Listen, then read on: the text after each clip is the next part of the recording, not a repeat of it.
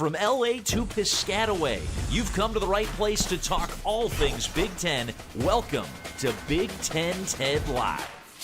And we are here, and welcome everybody to Big Ten Ted Live. It is a beautiful Tuesday night here in Big Ten country. We've kind of been having this show on Tuesday. That's kind of how the schedule just how it's worked out here as of late. So I'm really happy to be joining you here this evening. We've got Week 5 previews we're going to be talking about. Had some college football playoff news that kind of dropped before we came on the air as well. So we're going to be talking about that as well. So you know how to get involved with the chats. You know how to get involved with the super chats as well. But it's going to be a really fun show.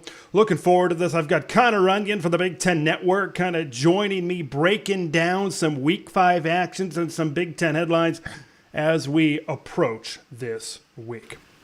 You can help support the channel by being a member of the Big Ten TED Champions Club. Just hit that join button below when you comment on an uploaded video. Priority reply. I'll always reply to your comment on a live stream like this. If you're a member, you'll get your comments featured a lot. So hit that join button below to see the perks and help support this channel as it continues to grow forward. We've also got the Discord server. If you want to talk Big Ten all the time, I don't have to upload a video. I don't have to do a live stream. You can talk about any Big Ten topic you want on the Big Ten Discord. The link right now is at the top of the chat, so check that out and join the Discord here tonight and as we continue to kind of push on through this thing.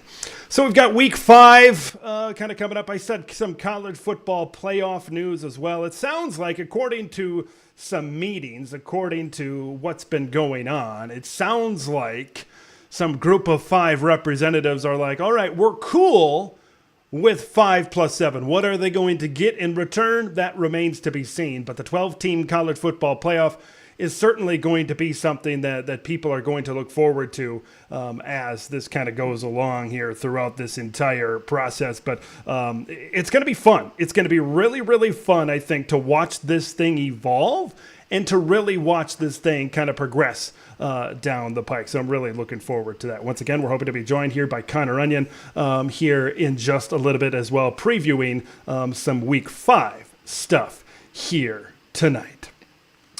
So some Big Ten matchups, kind of a recap from last week. Of course, you had the 2 big games in prime time.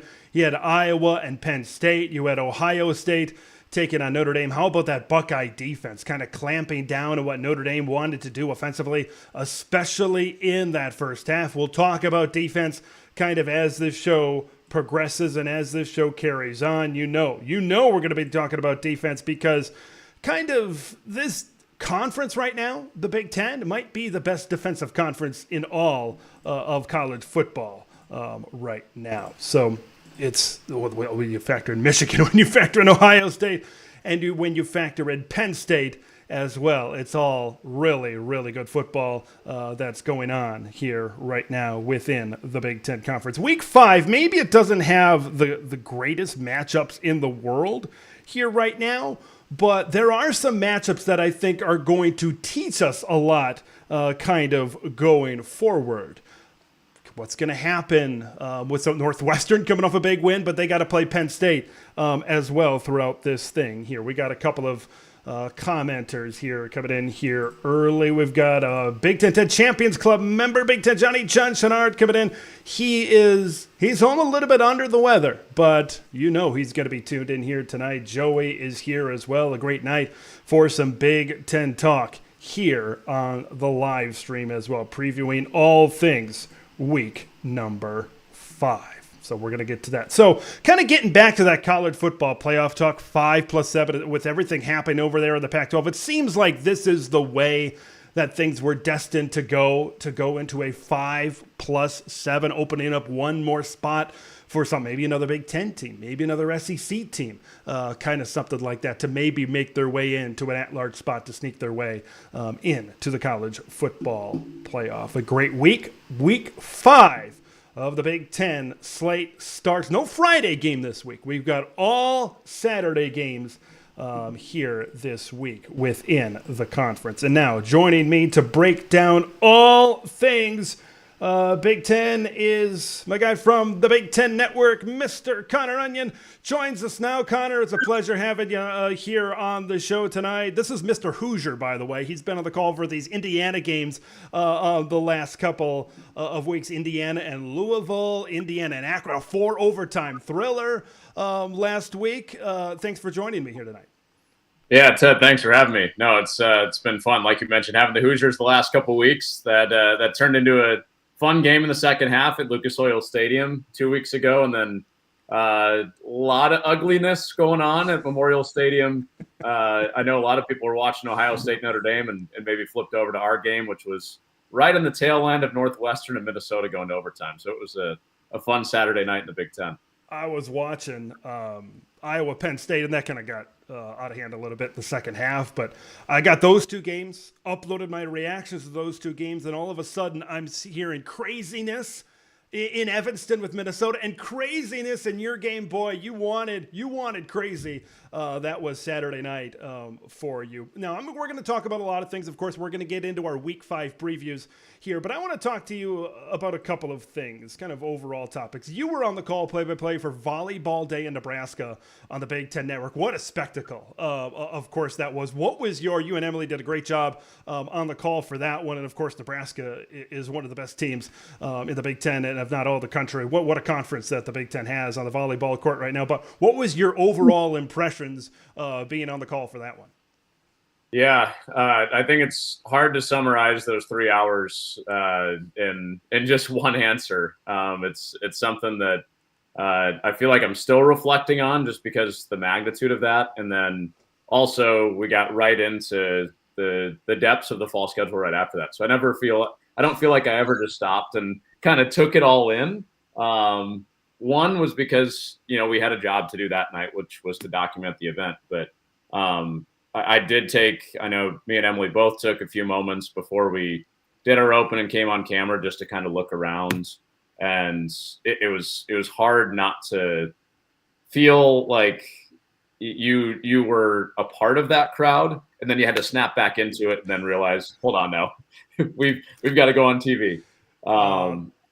So Emily put it really, really well. She said it's almost like the first time, if you've ever been to the Grand Canyon, it was almost like that sensation of, oh my goodness, I can't believe this exists.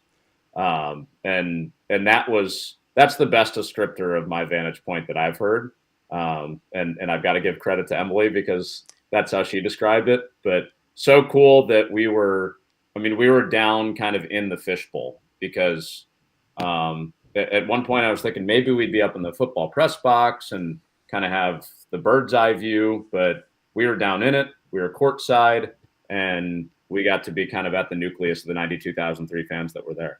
Because usually, at a lot of these Big Ten venues, you call volleyball from courtside and not way up in a press box, obviously. So that must have been very interesting as well. And we're going to get into this a little bit later on. And, you kind of course, work on the talent side of things. For those of you that may not know, I work as a local replay operator doing professional and college sports here in the Twin Cities area. So we've got kind of two different perspectives. I was watching this game, and they're doing all of the spectacles. They're doing the tunnel walk, and you guys are airing that. They're doing all of these starting lineups and introductions. Just the timing that has to, and I think I can't remember if it was you or somebody else or one of the other reporters where there was kind of a lull and I'm like, oh, they're going to have to kill 2 or 3 minutes here. It's just, that's kind of what, it seems like that's kind of what goes into doing one of these once in a lifetime events where you're really working on the fly, wouldn't you say? So what's funny about you mentioning the timing of that is, we had a 10-minute open. And we had a tease that had, volleyball legends, Nebraska legends that kind of gave their perspective on the day. Of course, we came on the air, came on camera, gave our thoughts about it. And it was very scripted out to the minute, to the second of when all these things were going to happen. And I had that timing rehearsed in my mind before we went on the air. But then you get down there and it's so loud. And I lost connection in audio to my producer in the truck that's telling me toss to the tunnel walk. And it wasn't a technical issue. It was just the fact that it was so loud. So Emily, even my partner who's standing next to me, is actually tapping me and she's going, hey, producer's telling you to toss to it. So I think we were actually 10 or 15 seconds late getting to it, but our audio people were able to capture the in-stadium sound, and the video people did an awesome job getting that to people back home. And I think that's one of the more memorable scenes that people took away from the broadcast was that tunnel walk. Oh, what a great production. I remember watching that, just getting chills. I'm like, oh, this is the coolest thing. This is the coolest thing ever, kind of seeing that tunnel walk. Let's kind of dive into your background a little bit. We're going to get to some Week 5 Big Ten previews as well throughout all of this. Tell the story about how you got into broadcasting, and then how did you kind of start working for Big Ten Network and calling some of these games? Yeah, so I went to Ball State University. I kind of got into broadcasting by accident. I had a roommate named Tyler Bradfield that kind of pushed me into it. He was big into the student station there, and I thought I wanted to maybe go into marketing, maybe be a writer, but he was like, dude, you got the chops to do this, I promise you, and I'll work with you and kind of take you along. So tried out for a student radio position calling men's basketball, interviewed, got it, and it was kind of off to the races, knowing that I wanted to do play-by-play from about I'd say my junior year of college on. And then that took me to Quad Cities to do minor league baseball, which is the Iowa-Illinois border. And I was with the Houston Astros single A affiliate right out of school. That was kind of fun because that was the year the Astros won the World Series. To many people, later tainted. I didn't experience any trash can banging or anything like that. I've got to put that on record. But I was at the Astros organization in 2017, and then spent 5 years at Southern Illinois University, working in the Missouri Valley Conference and doing games on ESPN Plus. And that led me to Big Ten Network and getting my start with volleyball, and I've kind of taken it from there. People always joke with me that if there's a sport going on today, Connor's probably doing it, and that's kind of the role I took on, especially when I first started with BTN. If they ask me to do anything, I'm happy to do it, from water polo all the way to football. So a little bit of a background here. Connor didn't know it until I reached out to him, but we've worked together on 2 shows in the great city of White Bear Lake, Minnesota, where this very stream emanates from. Was Hockey Day, Minnesota, this past year. If you don't know about Hockey Day, so imagine Minnesota in January, right? 0 degrees, negative temperatures. And let's just throw out high school hockey games on an outdoor rink, and let's put it on TV.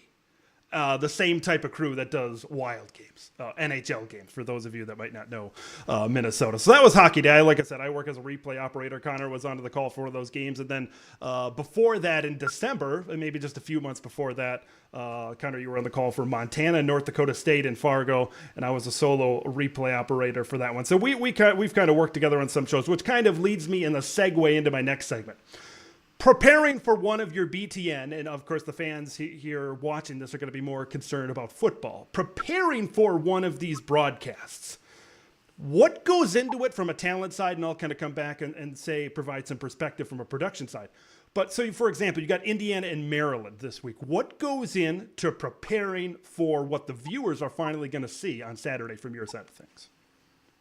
So usually in a week like this, since I was doing a game on Saturday, it was a late game Saturday. So Sunday is early travel back home to Chicago, where I'm based out of. And then I'll take that afternoon to kind of decompress, watch some NFL games, catch up with some friends, since Sunday is kind of, that afternoon's kind of like my entire weekend socially. And then Monday I'll get into film, start building my depth chart.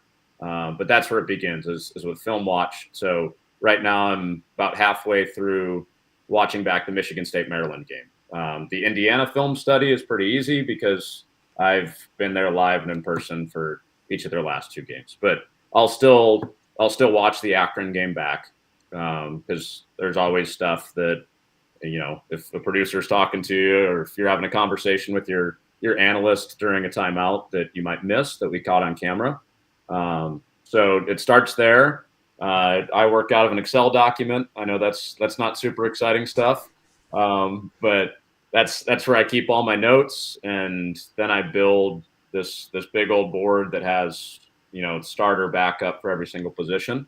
And then by Wednesday, we usually meet with the visiting team. So tomorrow is our meeting with Tom Allen, the head coach for Indiana, Walt Bell, the offensive coordinator, and then Matt Guerreri, the defensive coordinator. So we get some perspective on the Indiana side. And then Thursday is kind of putting the finishing touches on my notes and some of my extra film study. Friday, we'll get on site. We'll have meetings with the Maryland staff and some of their players. That's the fun part about the home side is we get to do those in person. And then it's go time. Hayes in the barn, have dinner with the crew on Friday night, and then we kick it off 3:30 on Saturday. So from a production side of things, this isn't one of those deals, and you mentioned what you guys do, but from my experience, this isn't one of those deals where you show up at 5 o'clock for a 7 o'clock game. This is a deal where you're traveling in multiple days in advance. Like, for example, when I did the NDSU Montana game, I didn't have to fly in because it was just from the Twin Cities. It's a 3.5 hour drive up to Fargo. You drive in for set day, and set day it's a full day. It's 8 to 10 hours of, for example, I'm on the replay side of things. And these trucks, this is not a truck that's doing North Dakota State football all year long. This is a truck that 2 days prior was doing NBA. So we got to clear all of that stuff out, and we got to load all of our stuff in. This stuff takes a while. And then on game day, you're getting there, like, for example, if I do like a Wild game or a Timberwolves game, I'm getting there at noon for a 7 o'clock game, sometimes a little bit earlier as well. It takes a little bit, right? It is kind of the point I'm trying to make to kind of put this all together. And we're putting graphics on some of our video elements as well. And we're getting all these pregame and stuff as well. So there's a lot that goes into it. Many, many hours, of course, from your side with preparation. And then, our side when we get on site. So when you watch a game on TV, this isn't showing up and turning on a camera. There is a lot that goes into it, especially like you said for you. As soon as you're done, you're on to the next game. You're preparing for the next game as well. So it's like you said, it's a grind. It's kind of going from, sometimes you don't have the most days to kind of sit and take a deep breath. I have a full-time job, so I don't do this as much as, say, other people. But a lot of folks I know there's been some shoots that I've been on where, hey, they're working college game day on Saturday, and then they're going to do baseball on Tuesday, Wednesday, Thursday, and there's a lot of stuff going on, and it's quite the life to live, wouldn't you say? Yeah, no, I think going back to your point about Volleyball Day Nebraska too, the production being so strong. I don't know the exact number, but it was in the hundreds, I would guess. In the truck, it's a set amount of people. You've been in the truck, so Yep. That's where a lot of the technical operation comes out of is the production truck. But camera operators, what would be considered a utility, helping out the camera operators. There's so many things and so many people that go into presenting the picture, and I think that gets lost on the common viewer. I've had several friends. Talk to me about, why did you spell that graphic wrong? It's usually when things go wrong, right? When we get heat in TV, when we get feedback in TV. But also, as the play-by-play announcer, if there's a really cool animation or a really cool graphic, or in your case, a really good replay, I've had friends be like, man, that was so cool that you showed the slow-mo of the guy making the one-handed catch or the service ace in volleyball. Yeah. I was like, no. Thanks for showing that, Connor. I just talk. I just talk and try not to mess up the pictures that everybody behind the scenes made look pretty. So we're going to wrap this up with one more thing. This is you kind of mentioned people, maybe your friends or people on social media that kind of get on. A camera guy misses a shot. Sometimes in college football you get option, you get zone read type of plays. Camera guy misses a read. The quarterback kind of takes off out of frame, something like that. And then a graphic, like you said, a graphic is spelled wrong. And the reaction almost immediately, always on social media is, well, that guy's not going to be employed tomorrow. The thing that I want to get across is that producers and directors understand that people make mistakes. Believe it or not, people make mistakes. I just want to say that. And following the ball in especially college football, RPOs, right? It could be a run play, it could be a pass play, all of these things. It's not the easiest thing to do. So not everybody's going to get fired because they make one mistake, maybe on your side of things. Maybe you pronounce a name just slightly wrong. That announcer is going to be there the next week. It's fine. Everybody just move on. Yeah. I mean, that's what social media is, right? It's the knee-jerk reaction, which is a lot of times what makes it fun when we get to make predictions about college football games and, talk ball on there. That's the good side of it, but you're right. The knee-jerk reaction goes the other way too with the folks in production too and on the on-air side.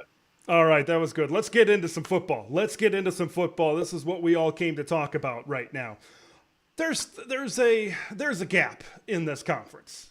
Michigan, Ohio State, Penn State. And then the drop-off to maybe your Marylands, to your Wisconsins, teams like that. So when you talk about the Wolverines, the Buckeyes, and the Nittany Lions, based on what you've seen, who stands out above the rest right now? Because I thought maybe Michigan and Penn State had an edge over Ohio State, but then they played the game that they did defensively on the road against Notre Dame, and they pulled that one out, man, and I was sweating. That was a fantastic way to finish off that ball game. How do you rank, if you will, these three teams right now, Michigan, Ohio State, Penn State? For me right now, flip a three-sided coin. These teams could win a Big Ten title. These teams could maybe win a national title. Yeah, I'm with you. And I do think that all three could win a national championship. But unfortunately for two of them, it starts with coming out of the East. But that game the other night, I've had a chance to watch most of it back after we had a game in the same window that I was on. It looked like a Big Ten West game. I know we're talking about Big Ten East. It looked like a Big Ten West game, and the final score was like a Big Ten West game at 17-14. But as far as kind of the pecking order of those three teams right now, I know some people want to fade Michigan a little bit. The schedule obviously wasn't great in non-conference as far as challenging themselves against huge Power 5 opponents. But I think that's Michigan's division until somebody beats them. I mean, the front seven's so good. They're too deep at every position in the front seven. I understand J.J. McCarthy did not look good in that game before Rutgers against Bowling Green with 3 picks. But I think he's got first-round draft pick talent in the NFL if he plays at the level that he can. And it didn't look great against Rutgers. They were up 14-7 at the half, but shut them out in the second half. And I'm sure it was partially because Jim Harbaugh was back on the sidelines and he was happy to be there. But I think it was also some giddiness from him in his post-game interviews because of how they won. Like they're fine winning that way. And I think you mentioned it off the top of the show. Defensively, they've allowed 2 offensive touchdowns in 4 games.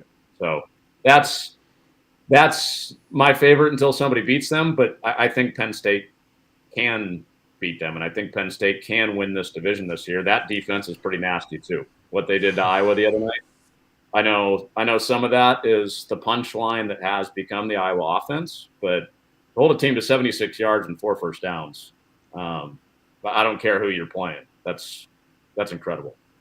So I got a comment here from Joey, resident Penn State fan. He thinks it's the best Penn State team since 1994 in recent history. You look at 2016 and 2017. Of course, that 2016 team that won the Big Ten title. I'll get your perspective on this. But the past few years, of course, before Michigan was able to beat Ohio State back-to-back years, it was Ohio State, Ohio State, Ohio State, Ohio State, right? However many consecutive years that was. And they were this conference.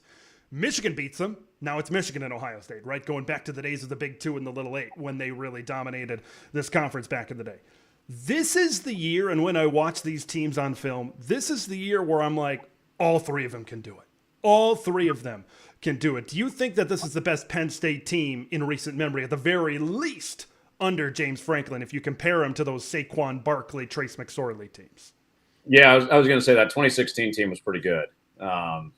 We just had Joe Moorhead, who was the offensive coordinator on those teams because he's the Akron head coach. Yep. So we got to relive some of those 2016, 2017 teams in our meetings with him this week. But I mean, I love that front. Adisa Isaac, Chop Robinson, Denied Dennis Sutton. Like they got some dudes up there. I'll share this story. So I did the Penn State spring game with Matt Millen, and in our meeting with Manny Diaz, their defensive coordinator, he was telling us the story about when he was a graduate assistant at Florida State in the late 90s when they won the national championship. And we're kind of asking him, you had this great defense back then, very early in your career. What was the takeaway from the spring game when people saw your defense for the first time? And he said, we got booed off the field that day. Florida State fans thought we were terrible. The final score of the spring game was 3-0. So, he said that on a Friday before we called the spring game on a Saturday. And I think the spring, who am I to remember a spring game score? But I think the spring game score was like 10-0. And it was very defensive, as Penn State fans remember. But that seemed kind of prophetic from having that conversation with Manny Diaz of what he thought about this year's defense. We saw so much from Abdul Carter last year. I mean, Utah in the Rose Bowl was basically making him the focal point of their offensive game plan, and that was as a freshman. So, it's not just those guys in the front that I mentioned, but it's every level of that defense, similar to what I talked about with Michigan, that has me agreeing with the commenter that this is one of the best Penn State teams we've seen in a while. Wow, I've talked about this recently when I did my reaction to Iowa and Penn State, and then kind of my week 4 reaction as well. They got it at all 3 levels. Not saying these other teams don't, because they do. But when you look at all 3 levels, you mentioned up front with Denied Dennis Sutton, with Adisa Isaac, Chop Robinson, of course, coming off the edge. Their pass rush is lethal. Curtis Jacobs and Carter at the linebacker position. And then you go to the secondary, which is most interesting for me. I saw a PFF rankings, I think might have been top corners, defensive backs, something like that.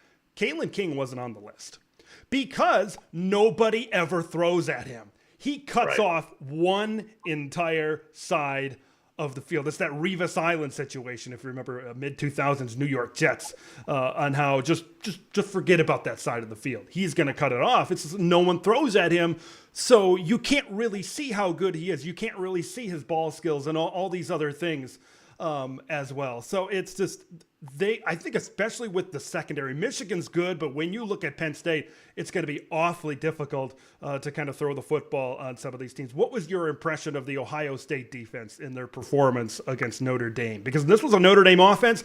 Their competition, Tennessee State, Navy, and all that. And NC State was a little bit of a step up, but this was an Ohio State defense that clamped down. Sure, the Irish got it going a little bit in the second half, but Ohio State, to me, maybe had the best, their defense maybe had the best performance of the weekend.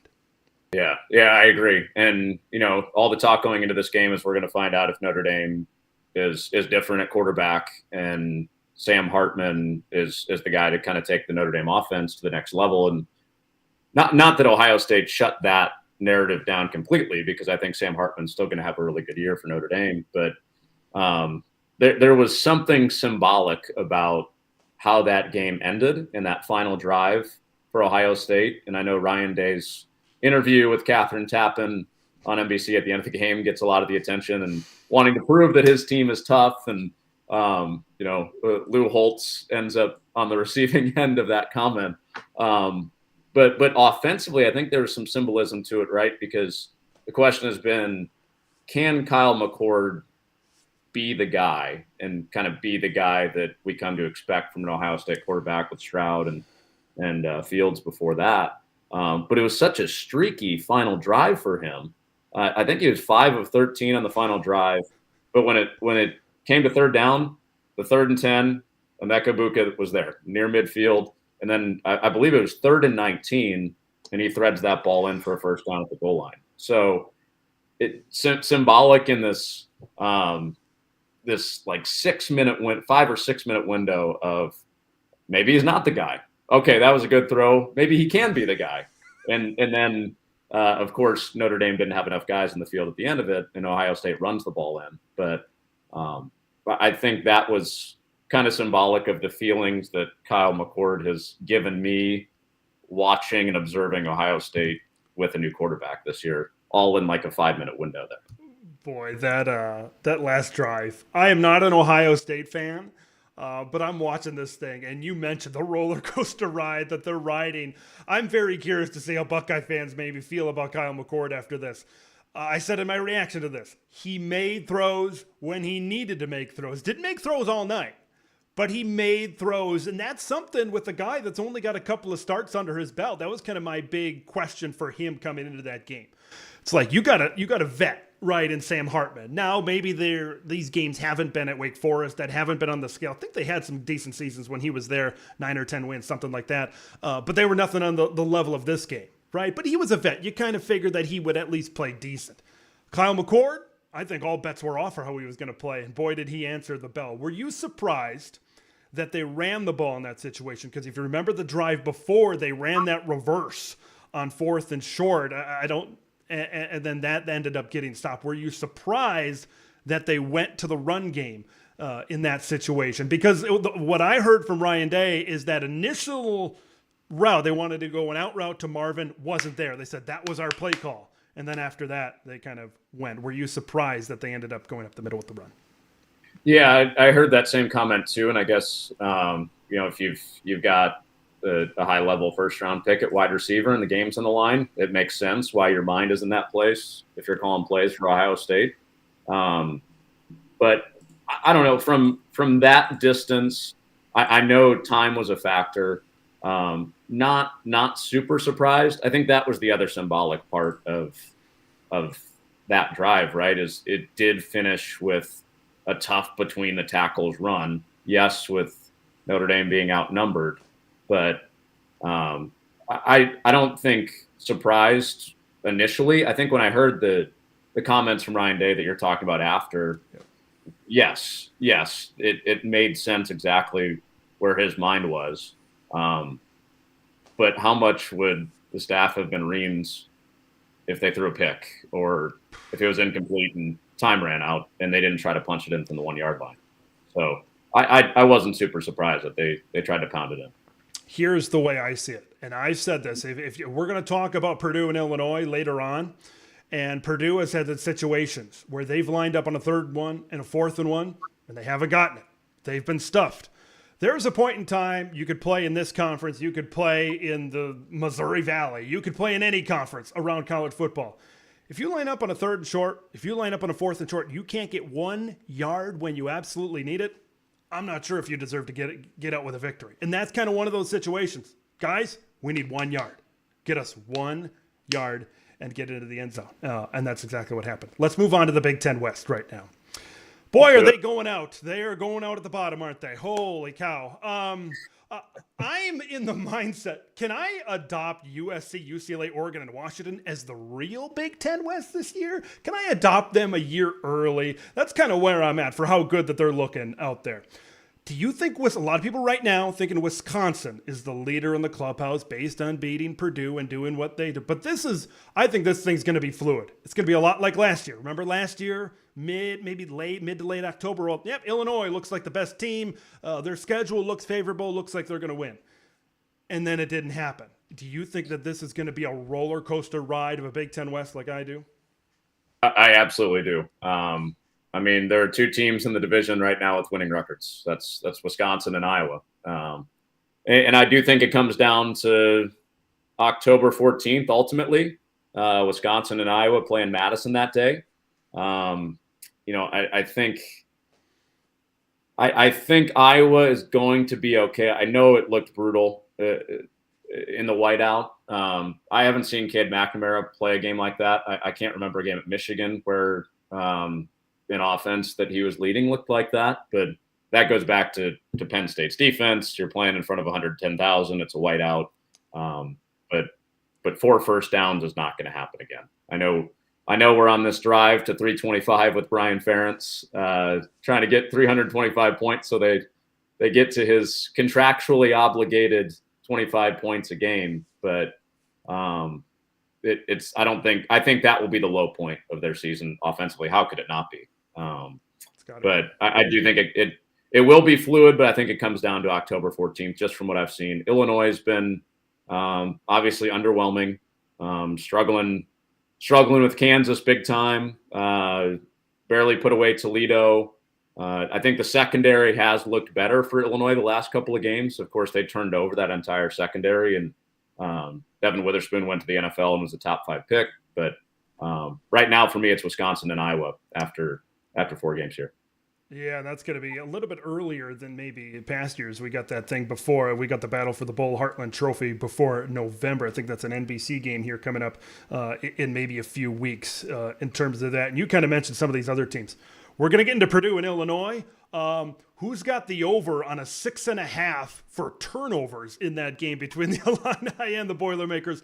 We'll get into that just a little bit later. And you've got teams, which we're also going to talk about, like a Northwestern, like who beat Minnesota, and all of a sudden, well, maybe they're not an automatic win. You've got a team like a Nebraska where things don't look great. They don't really have, whether it's Sims or Harburg, they don't really have a quarterback that poses a big passing threat, but that defense is really good. Things are going to get weird, I believe, in the Big Ten West. And the last thing I kind of want to wrap up on, where do you think these stand? Because I think I'm going to do a video on this later in the week. Where do you think these teams stand with the West Coast editions? Because no divisions. We don't know if the schedule is going to look like 9 conference games, 10 conference games. We originally did, but then Oregon, Washington coming in, you got to think that's going to change things. Now, with no divisions, we already mentioned the 3 teams at the top. USC, Oregon, consistently recruit in the top 10 of the country, and we know what they are. So that's 5 teams right off the bat. Washington, although they're probably going to lose some, Michael Penix and some of those receivers, you got to think that's going to be a top transfer destination, right? It's probably going to be back-to-back years of 10 wins. UCLA is the only team that's going to return a quarterback, and it was one of the best quarterbacks in the country, right? Dante Moore last season. To me, these Big Ten West teams are going to have to adjust their expectations and adjust them big time. Where do you think the Wisconsins, the Iowas, the Illinois, the Minnesotas, where do you think they sit, knowing that these explosive offenses are coming in 2024? Yeah, I mean the dairy raid that Wisconsin's running now leans more toward that West Coast style, right? But it's nothing like what we've seen from Michael Penix in Washington and Caleb Williams in USC early in the season. It's going to be really interesting to see how some of these traditional Big Ten West Division teams try to play ball control. In your part of the country at Minnesota, I did a game of theirs a couple of weeks ago where they ran the ball 55, 60 times. Now it was against Eastern Michigan, group of 5 team, but I do think we'll see some of those traditional Big Ten West teams try to make it like a 3-possession game in the first half where you're just bleeding clock, and producers, we're going back to the production side, producers on the TV side are going to have to jam in some TV timeouts on both ends, a score and a kickoff. That's my original feel. There is this stylistic rub that's really interesting and obviously very different. But I don't think those, again, quote unquote, traditional teams, when the expansion teams come in, are going to totally fade, because we know USC struggles to tackle. We know they struggle to play defense. I think Lincoln Riley, the longer that he's there, and how attractive the destination USC is, will get better defensive players. But stylistically for them on offense, they are going to have a worn down defense with how fast they go and how many points they score. Their defense is going to be on the field for so long. So I think to get way ahead, thinking to next year, I think it's going to be some of that ball control type stuff that these traditional West Division teams are talking about.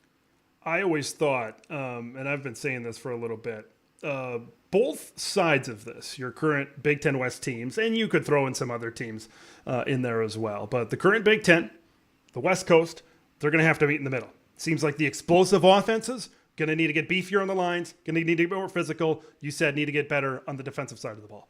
These Iowas, these Illinois, teams like this, and maybe Wisconsin has a little bit of a leg up trying to get more explosive. They're going to need to get better on offense. They're going to need to get better quarterback play and things like that.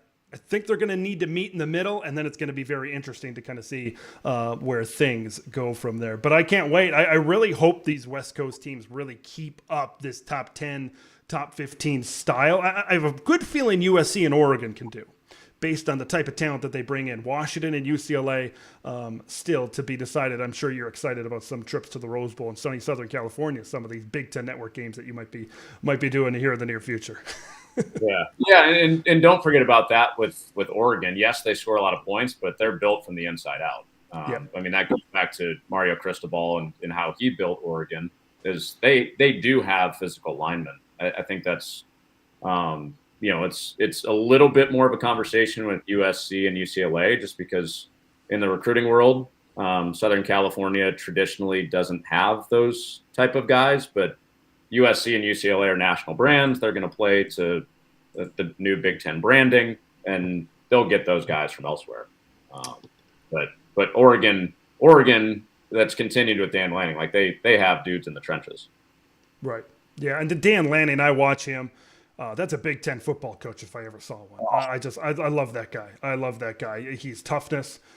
Substance, right, is something that he's been saying, especially this last week against Colorado. All right, let's get into some Week 5 action here. I want to start things off, Connor. I want to be talking Michigan and Nebraska. Let's kind of start when this is kind of the game of the week. 3:30 Eastern on Fox in Lincoln. The last time these two teams met up in Lincoln, it was a heartbreaking 32-29 loss for the Nebraska Cornhuskers. But believe it or not, okay, if you're waking up from a coma and you watched Nebraska last year, yes, it is true. They have the number 1 rushing defense in the country. Tony White has really turned that thing around this year. Do you think that this Huskers rushing defense gives Michigan their stiffest test of the season? We can throw those first 3 games. We know that's not a stiff test. Rutgers, you're basically comparing this Rutgers against Nebraska. You think that this is going to be a test for Michigan in the run game this week?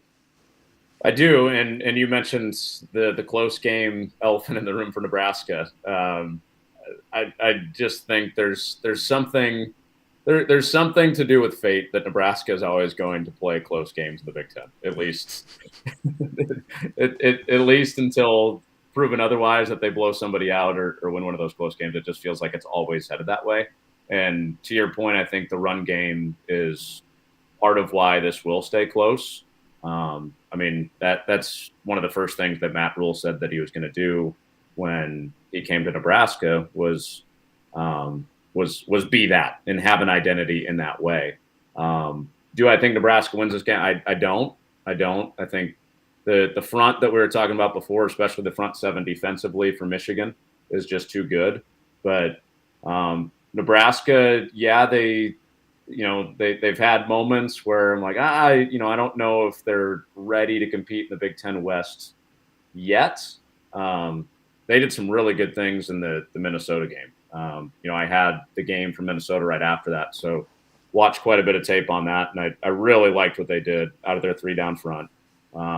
Even though it's not a week 1, week 0 type situation where people have seen it a lot more now, I think it's just so different than what teams are used to seeing in the Big Ten that, you can't just go from your 4-3 game plan 1 week and then all of a sudden copy and paste that to the next week. So that's the little different wrinkle that Nebraska throws at you. But I think Michigan, I'll give them 10 points in this game. I think they do make it a 2-possession game and win it. Yeah, I got that. For Michigan, right now, we mentioned that the test that this possibly could be. Kenny, you watched that first half against Rutgers, and it turned out the way I expected. I expected Michigan kind of coming off 3 easy games. This was kind of their first game where you were going to get a little bit of a pushback, and Rutgers has a decent defense. And maybe Nebraska can kind of replicate that, but I think Michigan can kind of replicate it on the flip side, where This Nebraska offense does not have a downfield threat. We know that they're going to run the football. Rutgers was similar, even though I think maybe Gavin Wimsatt provides a little bit more of a passing threat. He's kind of surprised me, and maybe we can talk about that with Rutgers here in just a little bit. But for me, I think Michigan's going to wear down Nebraska, right? I kind of flip back to that Colorado game, right, where Nebraska was flying around. It was, 3-0, something like that at halftime. And then the offense just couldn't do anything. And the defense was out there for so long. And if you look at Michigan, they are going to pound the rock and they are going to grind out drives, kind of like they did against Rutgers. Do you see a similar Rutgers result to maybe Nebraska can hang around early, but eventually the talent wins out and Michigan eventually wears down the Huskers? Yeah. And I think when you look at Jim Harbaugh's best teams, you go back to when they struggled in 2020 and they were a little bit more pass heavy, and they really recommitted to the ground game the 2 years after that. They don't always blow people out because of that. And when you have people voting for the college football playoff and the AP poll, it doesn't seem to have affected them because they've beaten Ohio State back-to-back years. They've won pretty much all their games, and it hasn't always been 60-0. I think going back to our Big Ten expansion team talk, you'll get that a little bit with an offense that's built like USC or a Washington team that has Michael Penix. But J.J. McCarthy's not really asked to do that, and Michigan doesn't really need to be that to win. I think throughout conference, not just in this game for Nebraska, like Michigan will let teams hang around. It'll create some interest at halftime. Maybe you flip over from another game, and then they'll shut you out in the second half like they did against Rutgers, and it's ball game over. I was listening to a national podcast today, and they were saying, when's Michigan going to start to dominate?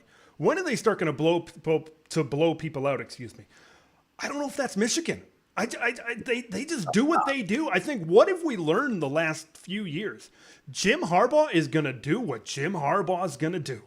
He doesn't care what really AP voters, right? He knows where he's at. He's number 2 in the country. He knows we win out, we're in. We win the Big Ten title, we're in, based on the competition that we're going to play. And it's just, he might be some of the. Oh, go ahead.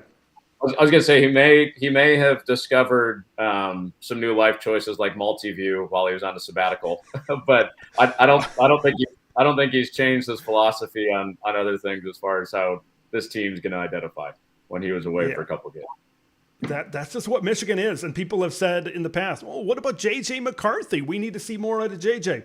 He's going to throw it when he needs to throw it. He's going to throw it when he and Sharon Moore want to throw the football. Right? It's not, we got to get JJ 300 yards in this game. Right? That's not how Jim Harbaugh thinks. They proved against TCU in the playoff last year that they can play in a game like that. Ohio State too. Ohio State also. The game against TCU, of course, there are a couple of calls that you can nitpick, running a trick play on the goal line early in the game and all that. But, all that is not to say that they have to play 24/7 or 31/7 or 31-14 all the time. If they have to unleash J.J. McCarthy, they can. I just think they prefer to, like you said, be who Jim Harbaugh wants them to be, and that's win ugly. We are joined by the Big Ten Network's Connor Onion. He's going to be on the call play-by-play for Indiana and Maryland this week. We're going to be talking Hoosiers and Terps a little bit later on. But I kind of want to fast forward. Our guy Landon Sports Network is big Hawkeye fan in the chat here tonight. Wants to talk some Hawkeyes. So let's talk some Hawkeyes. Let's fast forward to this one. Iowa and Michigan State, right?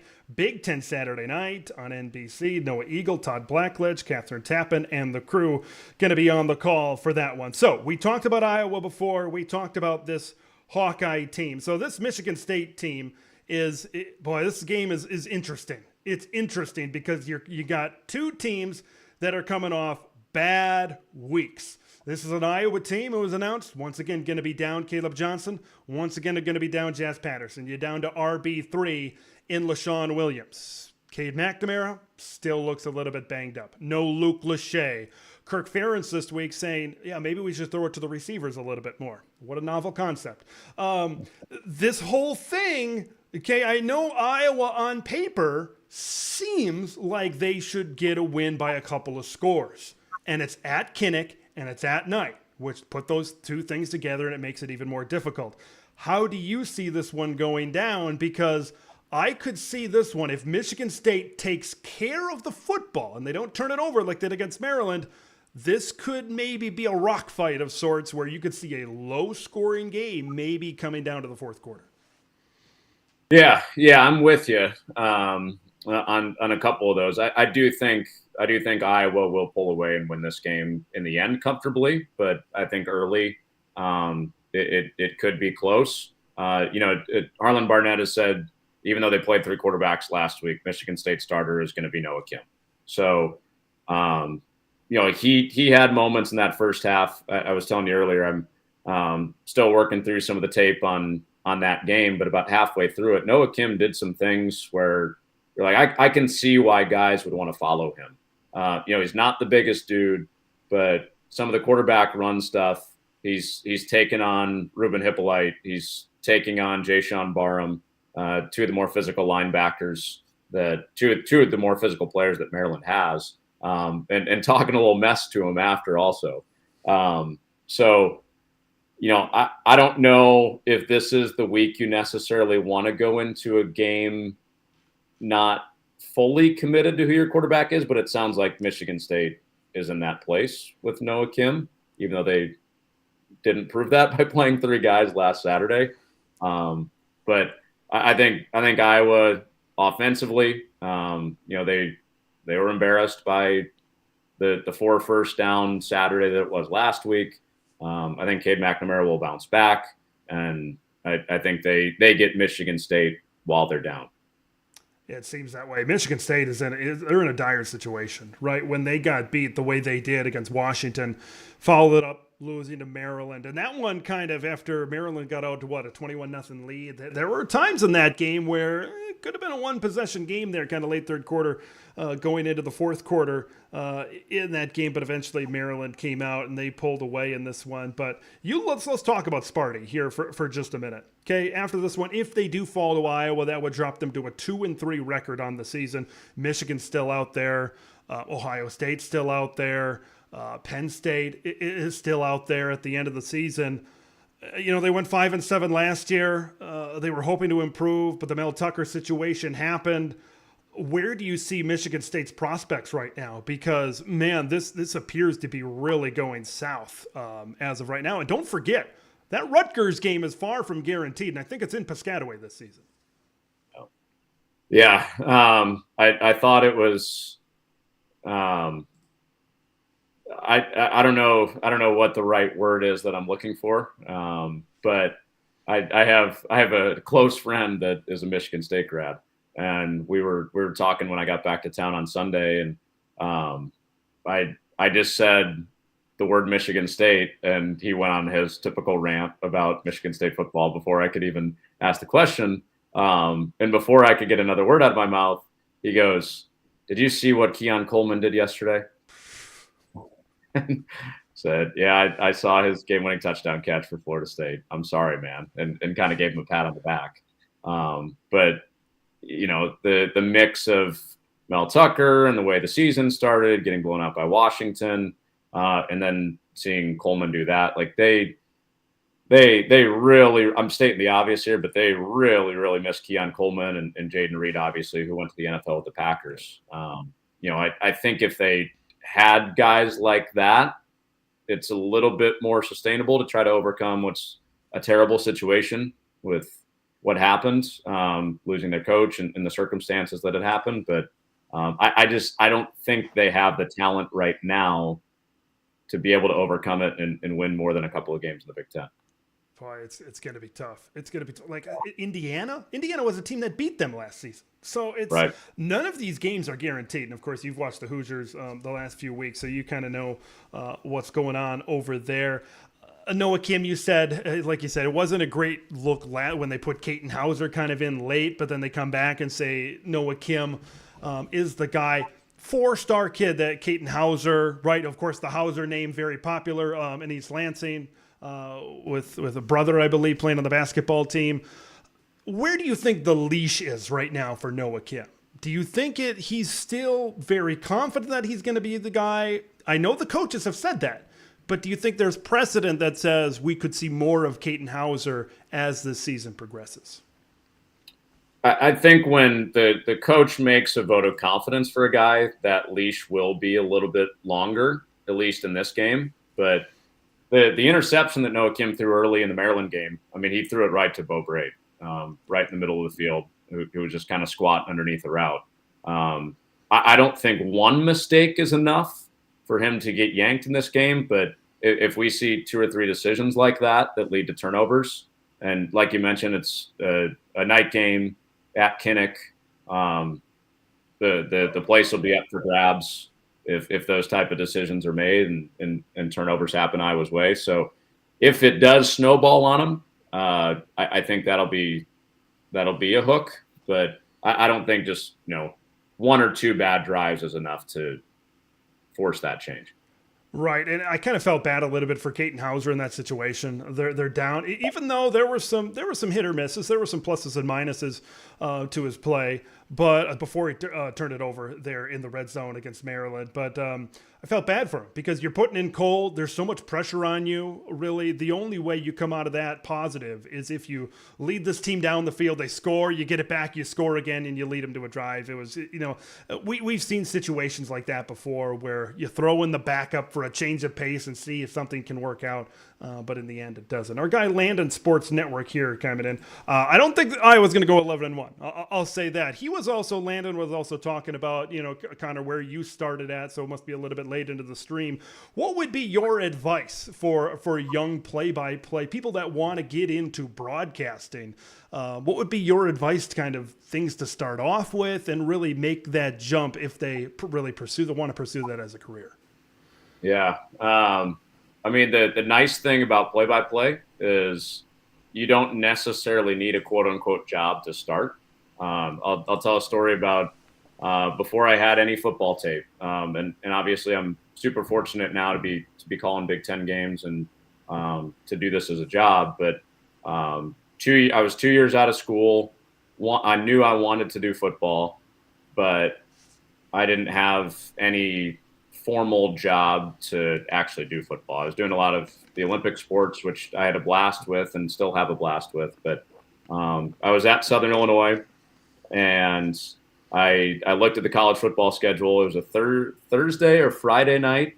I'd have to look it up, but Western Kentucky was playing Middle Tennessee State. And I drove the 3 hours from Carbondale, Illinois to Bowling Green, Kentucky. Again, a weeknight game. I think it was November, so it was freezing, not a huge turnout. So I sat in the upper deck and just recorded the entire game into my phone. And the preparation that I was talking about earlier on the call, I kind of went through that whole process like I was going to be live over the air that night. But I ended up taking that tape, sending it out a couple of places, and it wasn't the best thing in the world, but I was able to get some constructive feedback from some of the voices of Power 5 teams, some people that hired on the radio side, and then that helped me get some games on ESPN Plus's digital platform, and then that kind of snowballed into what I'm doing now. So that's even if you don't have an opportunity, if it's football that you want to call, you can do it. That's the beauty of the cell phone. That's the beauty of some lowly attended college football games in the midweek. But that would be the starting point for me is get as many reps as you can, and it doesn't always have to be live over the air. It's all about reps. I can echo that on the production side as well. If you want to do something, if you want to do graphics, you want to do audio, you want to do replay, reps. Especially on the replay side. Hey, you want to work at getting better at building highlights, halftime highlights, quarter highlights. Got to get reps. I tell that at my full-time job to a lot of the operators. It's like, you want to get better? We'll get your repetitions. All right, let's kind of go into some. One add on to that, Ted. Yep. If anybody does take that advice, make sure that you're paying attention to your gas tank when you're driving back from said game, because I got stranded somewhere outside of Bowling Green, Kentucky, because I was listening back to the recording of the game and was just in such a zone critiquing myself that I didn't realize my gas tank was out and I got stranded. Oh, so don't be like me in that scenario. sounds like a great story, though. Sounds like a great story. Let's move on. So we tackled Iowa and Michigan State. I think we're both on the same boat that Iowa is going to come out on the winning end of this one. I just want to see them make some progress, especially in like the passing game. I said this a couple of weeks ago. I just want to see somebody step up. Who's going to step up? Remember in the offseason when we all talked about Caleb Brown, the Ohio State transfer? He's combined for 0 catches and 2 rushes so far this season. So I'm not sure what the situation is. Maybe I got to dive a little bit deeper into that. But they haven't really gotten him involved as much right now. Let's finish talking about Michigan State here. Question from Big Ten TED Champions Club member John. Any potential candidates to stick out in your mind for Michigan State? I mentioned Duke's Mike Elko last week on this very stream. One, you look at a 8 or 9 win season last year at Duke and then what he's doing at Duke. They get a great opportunity against Notre Dame this week. He's been kind of a popular name that's been thrown out there. Do you see any kind of other guys that might stick out? That could be potential candidates or Michigan State. If you don't have maybe names, what is maybe the ideal candidate that the Spartans should be looking for? I think Lance Leipold is a name that comes to me right away. Kansas's head coach, and he's in a spot at Kansas where they're playing one of the bigger games this week. They're going to Austin and playing Texas, and if they can repeat history of their double overtime win down there again. I think that steam starts to pick up. Of course, they got off to that undefeated start last year, and his name was hot in a couple of jobs. A lot of people thought Wisconsin, since he had ties there with, having some history at that school and at Wisconsin Whitewater at the Division III ranks. I think that would be a good fit. I don't know if. I don't know if they're going to have the season that would lead to this making as much sense as maybe it did last year. But Chris Creighton at Eastern Michigan is a name that I've heard quite a bit for some Power 5 openings. He's in state. He understands Spartan fans. He's right outside Ypsilanti, where Eastern Michigan is right outside of Ann Arbor. So you kind of have that Big Ten feel where they are. Even though they're kind of in the shadow of the Wolverines. But I think that the lead to Mike Elko with the start they're off to at Duke and then Lance Leipold at Kansas, those both make a lot of sense. This is maybe me speaking more from my heart than more of my head because I think he signed a contract extension. Chris Kleiman at Kansas State. My first job was in Fargo covering North Dakota State football. When Chris Kleiman was a head coach, I just loved the guy. He was so good to me in my time there. He was so nice, even though we were the 3rd out of 3 station. And he didn't have to give me the time of day as a young reporter. But I just really, and Chris just seems, obviously he's doing great things at Kansas State right now, but he just seems like a Big Ten coach to me. So that's just, I think he could possibly fit in there as well. One thing about this job at Michigan State that I kind of see right now, look how fast Mel Tucker turned this thing around. This is not a rebuild like a Northwestern where maybe people don't want to put their hands on it. This Michigan State program, they've got resources. They proved with that Mel Tucker contract, $9 million a year, 9.5, whatever it is, they're willing to pay for a head coach. So whoever comes in there, I think, could turn this thing around pretty quickly. Yeah. And I'm wondering a little bit with John's question. Was he hoping that we were going to say Marcus Freeman? I mean, I saw that story floating around today. Would Marcus Freeman leave Notre Dame and go to Michigan State? I really don't think so. But I think Ohio State winning that game the other night at least opened that door a crack to that conversation. But if they were coming off the Ohio State win, I don't think that's even an article. I don't think that's even a talking point. But I did see some Michigan State fans getting excited about that prospect today. But I don't think that's more than a 1% realistic chance of happening. So I've seen pictures of this, Photoshop pictures, of course, online of Urban Meyer in green. All right, let's just Like Michigan State has not had a good 5 years in terms of scandals in their athletic department. I'm not sure if Urban Meyer is the guy that you want to hire. Look, I know you bring Urban in and he's going to make you a national contender in 2 or 3 years. I'm just not sure right now if that's the look you want, considering where maybe Urban is right now. And of course, Urban, of course, at Ohio State, I'm sure he's not the biggest fan of the state of Michigan at all either. So good question. What about PJ Fleck? That's been thrown out there a little bit. Here's the thing with Peach, and I'll let you kind of get in on this as well.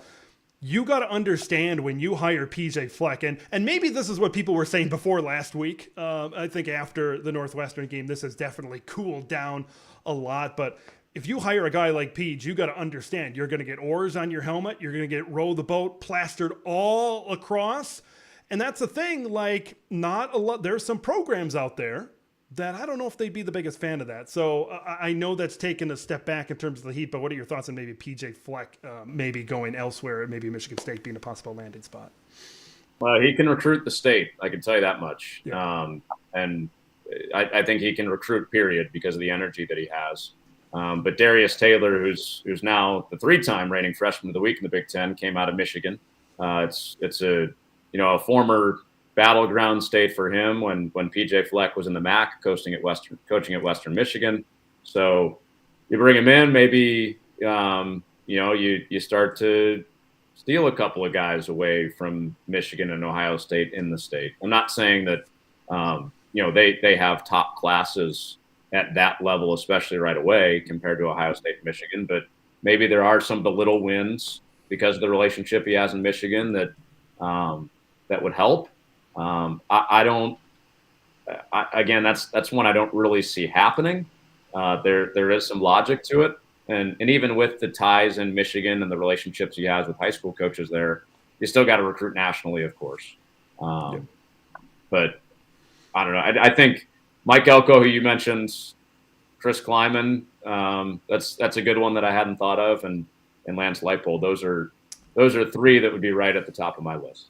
Got a couple for Brian Hartline. I think we're a little bit early. And when you're in the offensive coordinator at a place like Ohio State and you have as much of a track record as Hartline does developing those wide receivers, I'd be very interested. I think Brian Hartline's going to get there eventually. Just very interested to see where maybe he needs a couple more years as an offensive coordinator to really prove himself before. And who knows, he might be a third option, a fourth option at some of these places, but be very curious as well. Sean Lewis at Colorado as well, one that might be thrown around. Joey here is talking about Pat Narduzzi, maybe at Pitt of the great year with Kenny Pickett, right? That might be a fit in this conference as well. We could talk about this till we're blue in the face. There's a lot of interesting. This is like Nebraska and Wisconsin last year. It's going to dominate the conversation until we get to December. And, I know this is very different circumstances, of course, but Michigan State is going to at least has a little bit of a head start here on the situation. I like the Heartline one. I'm with you that it's early, first year calling plays, all that. So kind of want to see more of what he's like, maybe with, I don't think there's any question that his receivers are just going to reload. Yeah, it's hard to replace Nabuka and a Harrison, but I think as a head coach, you are such a CEO type now, and Brian Hartline has proven how good he is at recruiting, that could be kind of a big surprising splash for Michigan State if they did go after him, even though he doesn't have that track record of being a longtime coordinator like you typically look for. You mentioned those guys. Ohio State got 3 of the top 5 wide receivers. Brandon Innes, Carnell Tate, some freshmen in there. Jeremiah Smith, I think the top player in the country for 2024, if I'm not mistaken. So just because these guys are leaving, it's not going to stop anytime soon in Columbus. Yeah. I just called Jeremiah Smith. I do some high school games too. Yep. And I called Jeremiah Smith's game last Thursday night down in Miami. And I think that is the next dude. I mean, he's been compared to Julio Jones. Like they didn't have enough wide receivers there. But any time you ask one of those guys, why are you going to Ohio State? Usually in some form, it's because of Brian Hartline. And of course the receiver tradition that they had. It had been a little bit since they had a first-round wide receiver until Brian Hartline came in, and now they've got Olave, they've got Garrett Wilson, they've got 2 more that they're going to pump out this year. So I don't think that's a coincidence that lines up right around the time with Hartline getting onto that offensive staff. Let's move on. We're joined by Connor Onion of the Big Ten Network, going to be on the call for Maryland, Indiana this week. But I want to talk about this next game. Well, let's talk Northwestern and let's talk Penn State right now. Boy, so I grew up in the state of Wisconsin. I grew up a Wisconsin fan. Still am a Badger fan. And there were many times throughout my times watching the Badgers, Wisconsin would play a noon game in Evanston, Illinois, and they'd get beat. And there were some years if they didn't get beat, it'd be a close game.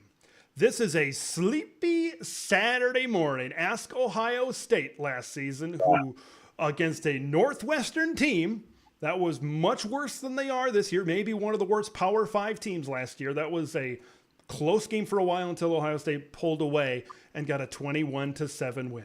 This has got sleepy Saturday morning where maybe Penn State starts waking up in the middle of the second quarter. Now, I know Penn State's a great team. They're going to win by 3 or 4 scores in this one. But that's just the feel that I have, especially Northwestern, carrying some momentum after that win against Minnesota. What say you about this matchup?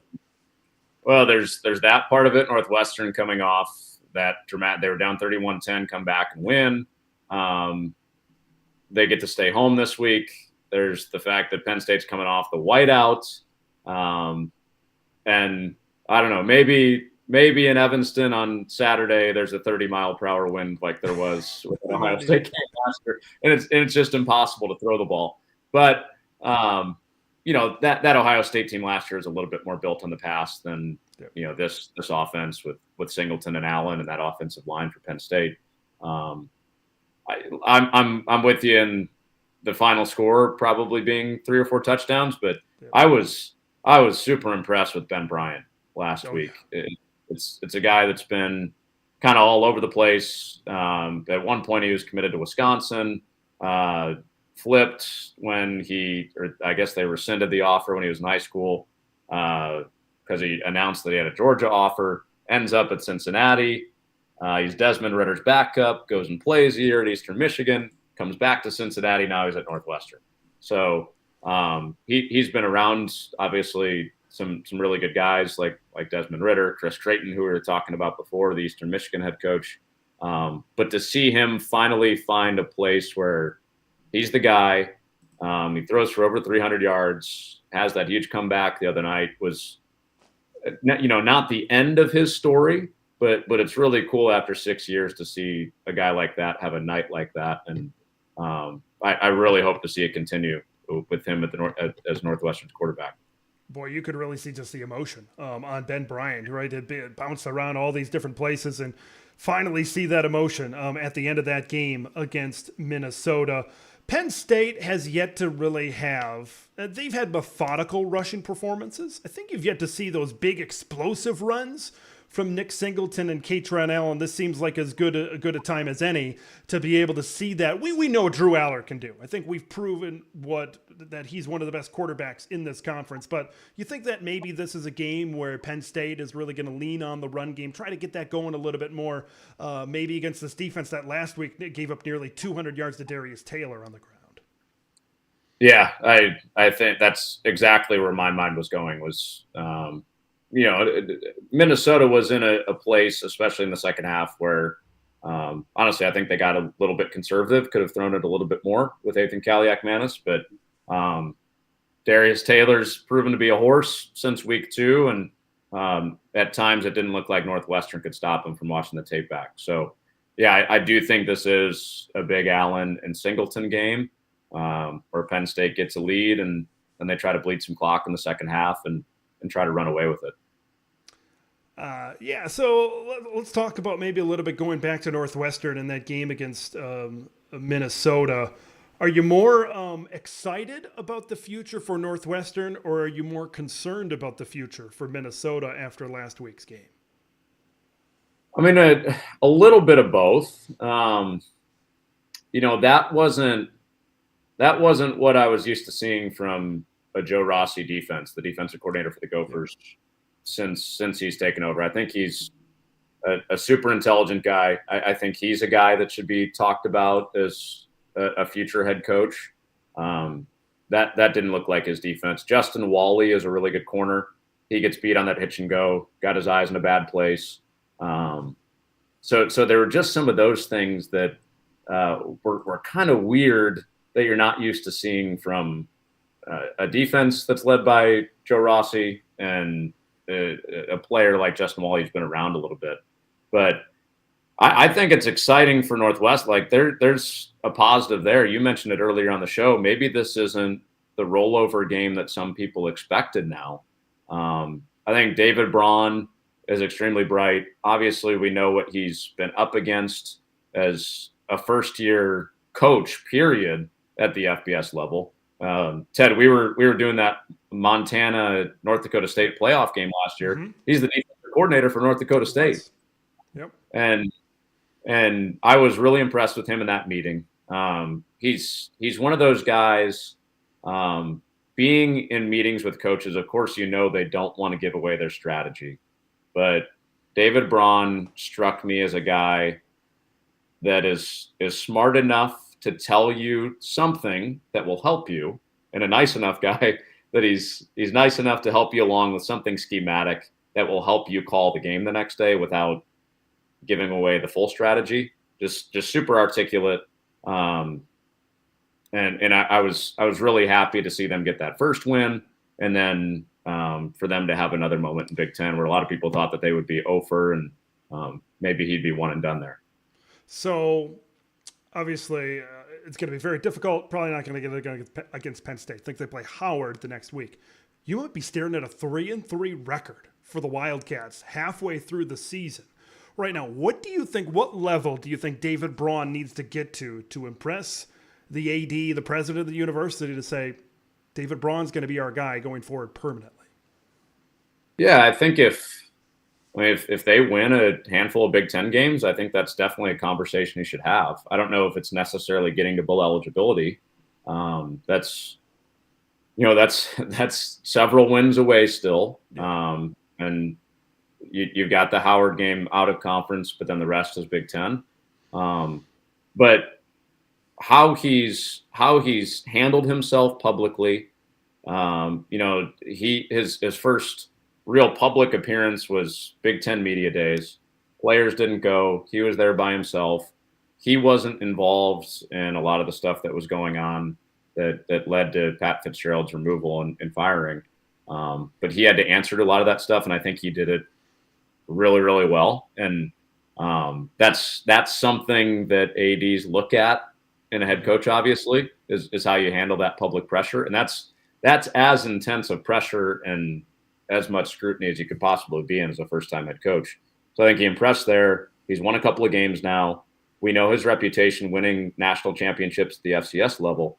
Even if it's not Northwestern, and even if it's not next year, I think this guy's going to be a Power 5 head coach somewhere in the future. Now I think it's just a matter of, does Northwestern decide now they want to make him the guy, or is it at a different place at a later date? I just want to give a shout out to our guy Sunshine Design in the chat. He's a resident Northwestern fan. It's been tough. And man, I'm sure you cats are beaming from ear to ear after that win against Minnesota. It's just, there's some things right now that just warm your heart. And for them to, of course, you see the other side of it with Minnesota and the reaction that they're getting in Minneapolis and the Twin Cities this week. But it's great to see. And you mentioned where David Braun has been. What a story if this all plays out. And if he becomes the permanent head coach after never coaching at the FBS level, period, and then going from NDSU DC up to head coach, and he becomes, even if he's a successful head coach for a handful, 5 or 6 years, that is still a great story. And I think this kind of lays the groundwork, like you said, no matter what happened, David Braun has a bright future in this industry. I don't think there's any doubt about that. Yeah, definitely. No doubt. Oh, yeah, go ahead. Anything else you're looking for on the Penn State side of things, right? Drew Aller, right, we know is one of the best around. And his throwing ability, of course, Keandre Lambert-Smith, the top receiver over there. Harrison Wallace has kind of been banged up. a little bit as of late. Are you looking for anything from this passing game, or is it just get into Evanston, get out, put up a good day, get out of town injury free? Yeah, I think it's the second part of what you said. And those are the two big questions that I had coming into the season. I think a lot of Penn State fans did too. Was do you have a third receiver? Do you have a top line receiver? Period. And do you have a quarterback? And they have both of those things. That's why going all the way back to the beginning of the show, I think if they do come out of the East, they can win a national championship this year. And of course, big part of that is one of the best defenses around too. All right, let's move on to our next game on the docket here. We got a rivalry game. We got a trophy game this week, 3:30 Eastern, streaming on Peacock when the Illinois Fighting Illini face off against the Purdue Boilermakers. I don't know if this line exists, but I said it earlier, 6.5 on over-under. How many of you out there are smashing the over? All right, because somebody's got to play well in this game. Somebody's got to protect the football, right? You got Illinois -6 turnover margin this season, Purdue -2, and they've combined for 17 turnovers total. So who's going to protect the football, and how do you see this one going down? Because for me, I see a Purdue team that's weak on defense. And Ryan Walters, I think he's going to get there eventually, but right now injuries have kind of contributed to what's going on. But Purdue is kind of struggling a little bit right now. Illinois kind of has their own struggles a little bit. I think both of these teams may be playing outside of their comfort zone and what they want to be from a philosophy standpoint. How do you see this one going on? I think it could get pretty crazy. Yeah, the turnover number is interesting. And, Illinois' start to the season, they survived Toledo and then the Kansas debacle. Really, really surprised to see how highly penalized they were to start the season and have been. And I lost count of the turnover number. I think it was at 4 picks for Luke Altmaier, Illinois' quarterback against Penn State. Three or 4 turnovers. Yes. He protected the ball a little bit better. They were playing FAU this weekend, but it's the case for a lot of teams. But I think specifically with Illinois, they go as Luke Altmaier goes, which is really, really interesting because they had such a good run game and such a good defense last year. So it's kind of a flip of what you expect with an Illinois team. But you turn over that whole secondary. Chase Brown, not with you anymore, one of the top rushers in the country last year. But Altmaier's had some moments where he looks like one of the top quarterbacks in the Big Ten, but he throws the ball to the other team too much, and they get flagged too much. So that's kind of a wild card to me in the Big Ten West, going back to our original conversation about Wisconsin and Iowa, is if Luke Altmaier gets hot, I mean, they could have one of those on the verge type seasons of going to Indy like last year. I know a lot of Illinois fans have been disappointed about how it started, but that's still out in front of you, and it starts with this game against Purdue. It's crazy because I tweeted this I think it was during the Kansas game originally, and I've kind of echoed this statement. Illinois is Luke Altmaier. Luke Altmaier is Illinois. He is going to carry them as far as he can humanly carry them. This is where Illinois sits right now on Luke Altmaier's shoulders. And I'm very curious because I think he can have a good day against Purdue. I think they can throw it around. They've got good weapons. We're seeing Isaiah Williams getting involved a little bit more and be the receiver that he can really be. And Illinois is that team. I said it in my week 4 recap this week. They're just a team right now that they're going to hang around. They're going to be a game or two maybe out of that Big Ten West race, and they're going to be that team where it says, in baseball sometimes we talk about mathematically eliminated magic numbers, that kind of thing. Illinois, that magic number, it might still be achievable as we kind of work this thing down the road. I think Illinois, you could see a roller coaster possibly, because here's another thing, and I'd like to hear your comment on this.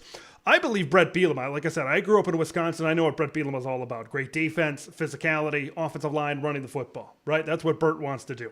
But now you got your best rushing threat is a scrambling quarterback. Your O-line is not great. Your defense maybe in the secondary is, although the front seven has been getting better. This just does not seem like a Brett Bielema team. It seems like they're playing out of their comfort zone. Do you kind of see it the same way?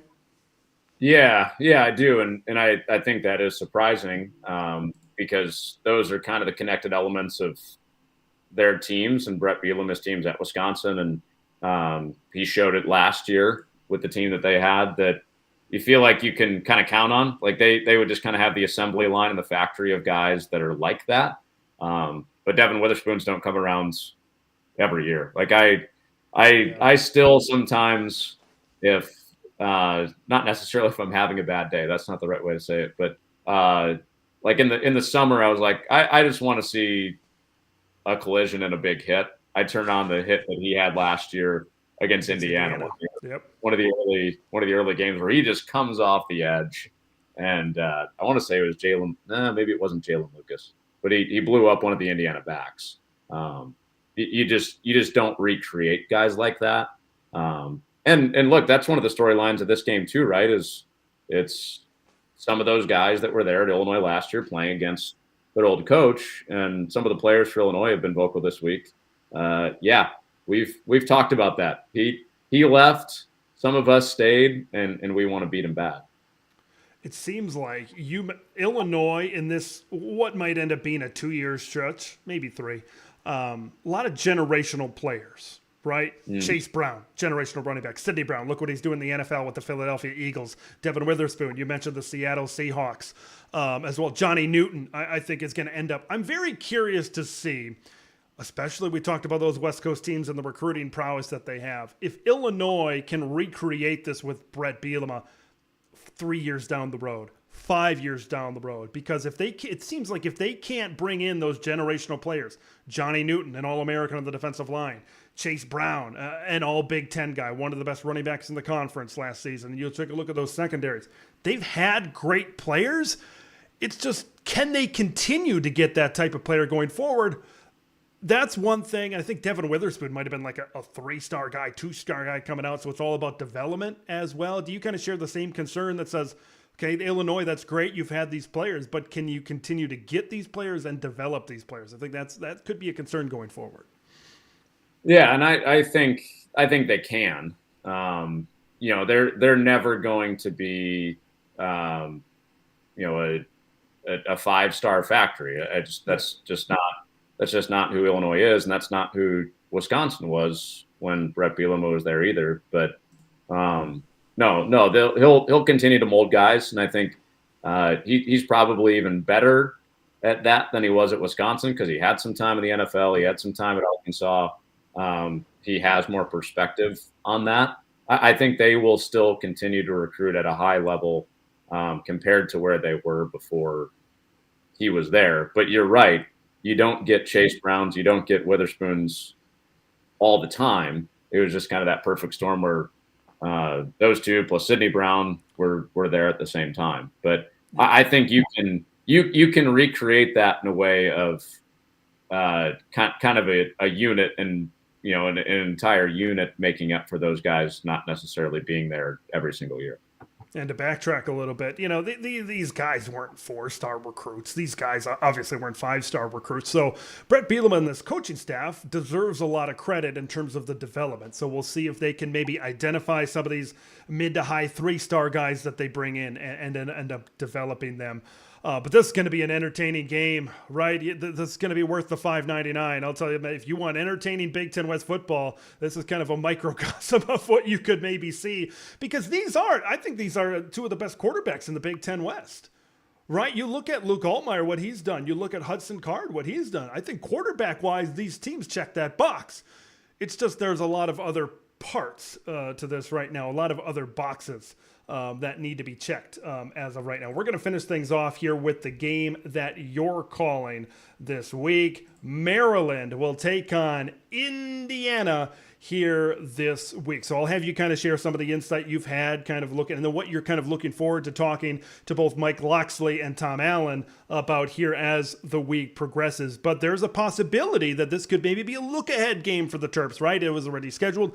Big noon Saturday on Fox a couple of weeks from now when they face Ohio State. So you got to stay focused on Indiana. In your early preparation, how are you kind of breaking this one down right now?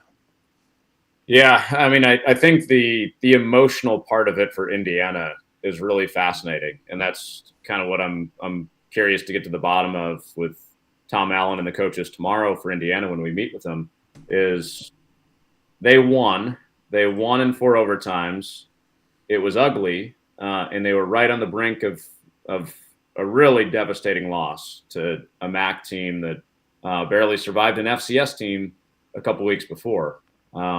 It was a missed field goal for people that missed the game. It was a missed field goal by Akron as time expired that sent the game to overtime. Chip shot from straight on. And, it was seeing some of the behind the scenes video. It looked like a pretty somber locker room. So there was kind of that mix of, yes, we won. Yeah. So I'm very curious if, will Indiana kind of go into their shell and make that was not an intended pun, by the way. I just realized as soon as it came out of the mouth, going to Maryland. But will they kind of go into a shell and turn that into kind of an emotionally flat performance the next week, or are they motivated by it? Because look, Indiana against Ohio State, they had some really good moments. Against Louisville in the second half, it didn't look like Jeff Brom's offense was going to be able to move the ball at all at some points until they closed it on the final drive. I'm curious to find out, was that just one bad night, or is there something deeper that needs to be fixed with Indiana for them to get back to that evergreen question the past couple of years for Indiana fans, to get back to the level that they were at in 2020 when they were one of the Big Ten and the nation's best stories. Yeah, 2019 wasn't too bad either. I think they went 8-4 that year. So those were really good back-to-back years. And then since then, it's kind of gone downhill a little bit for Tom Allen. What have you seen? You've been on the call, all right, for those of you that are just joining us, Connor Runyon, Big Ten Network. He's called the last few games for Indiana, Louisville, Indiana, Akron, and now he's going to be calling Indiana and Maryland. What about the progression of Taven Jackson right now? Because I think it was that Indiana-Louisville game where he started to look pretty good, right, when they were mounting that comeback.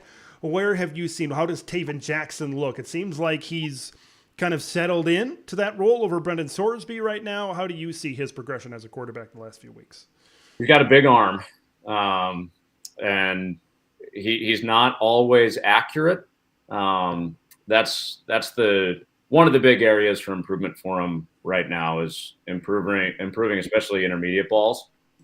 He missed on a lot of routes across the middle. There are a couple out routes that should have been layups that he missed on Saturday night. And look, the team had a rough night. He had a tough night. Indiana was very upfront with that post game that they weren't hiding from that being a bad game for them. But you hear the way that Tom Allen, Walt Bell, the offensive coordinator, described him. And you remember Taven Jackson as a recruit when he went to Tennessee and was maybe going to be Josh Heupel's next quarterback for the Vols. Walt Bell coached Mitch Trubisky, which Bears fans, I know, cover your ears. I know that's a sore subject. But he coached Mitch Trubisky when he was in college. And Walt Bell, Indiana's offensive coordinator, has said that Taven Jackson is physically more developed than Mitch Trubisky was at this age. Trubisky went on to be a first-round draft pick. Mm-hmm. Now, some of the game management type stuff, can't be burning timeouts because of play clock early in the half. That happened in the Louisville game. Can't be taking penalties for delay a game when you have no timeouts because you've already burned them from delay of games earlier. Not getting guys set. Those are he's only a couple of starts into this, but I think there's a reason that he's gotten some Justin Herbert comparisons. He's gotten some Jordan Love comparisons. But it's still very, very early. But that top end, the first couple of games that I've called of his, have been really, really impressive, but there also have been some really low lows in that Akron game where he missed throws that he should be making.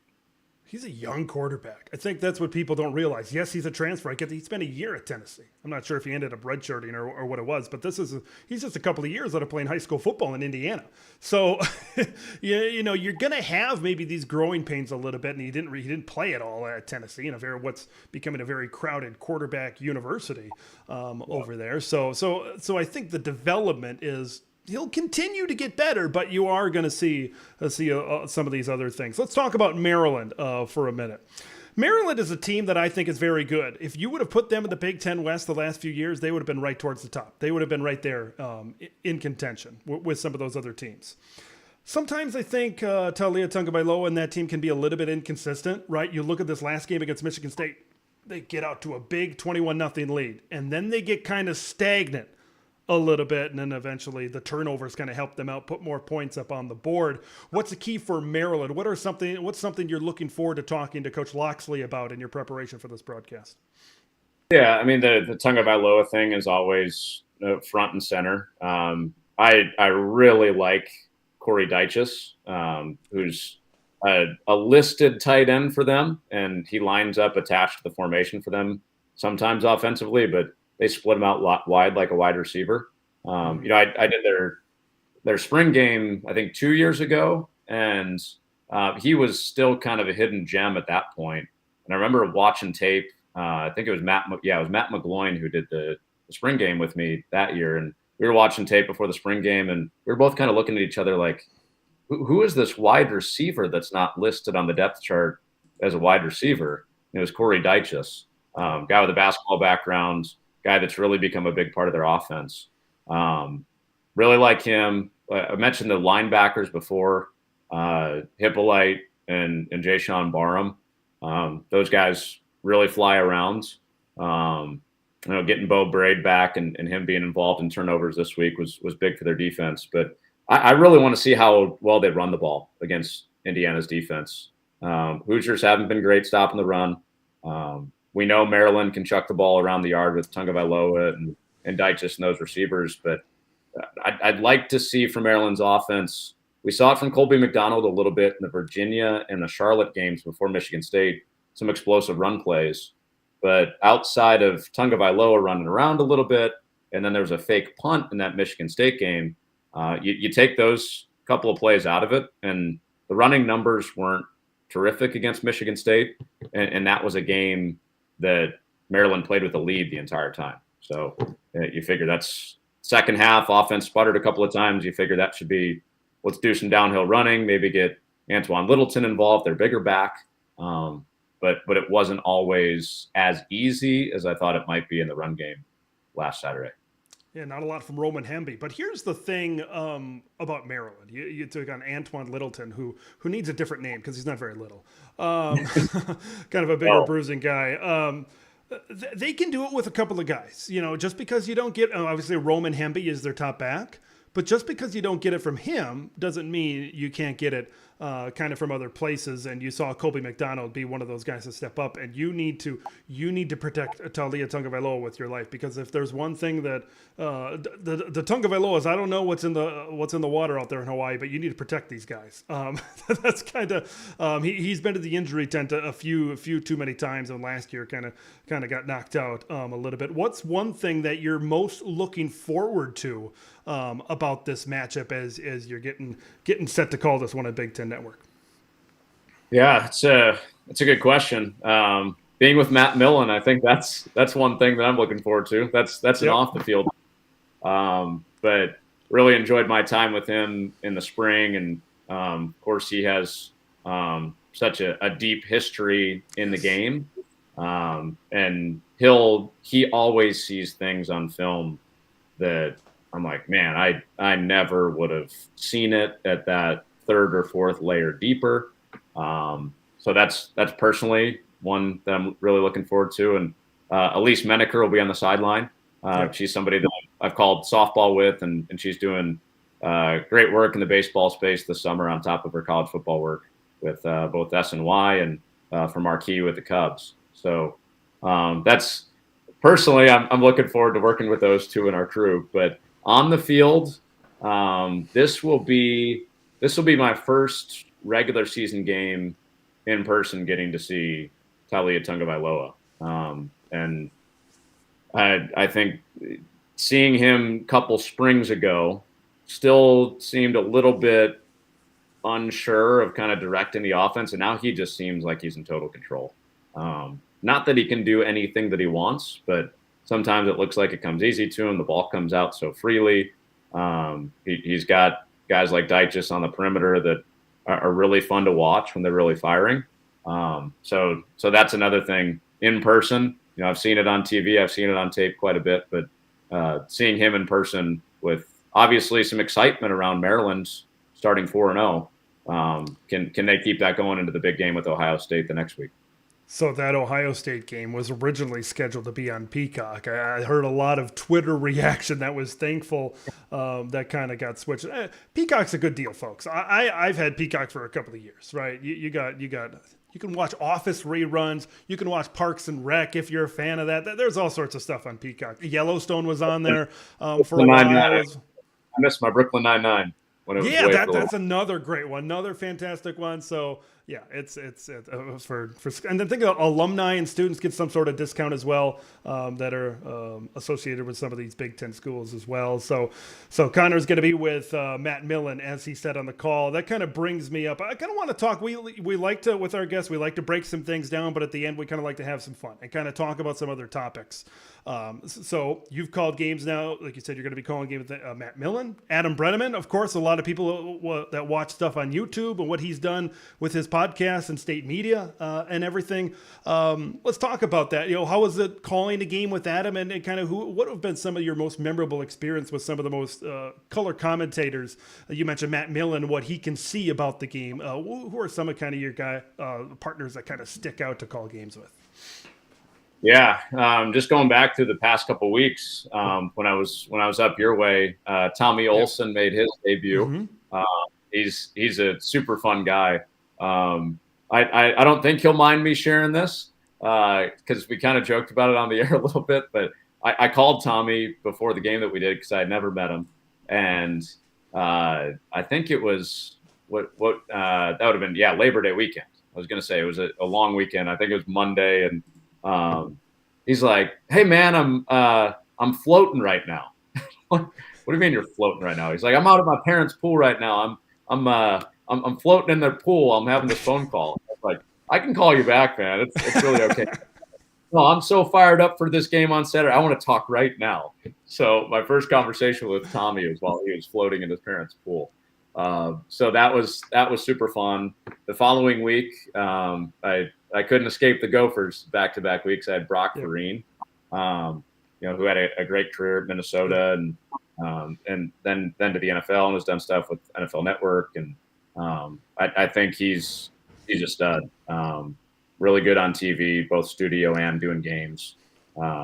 Really, really enjoy Brock. And Adam is another young, bright star as an analyst that's just getting started. Hard to believe he's only 28 years old. I think he's really good as a content creator.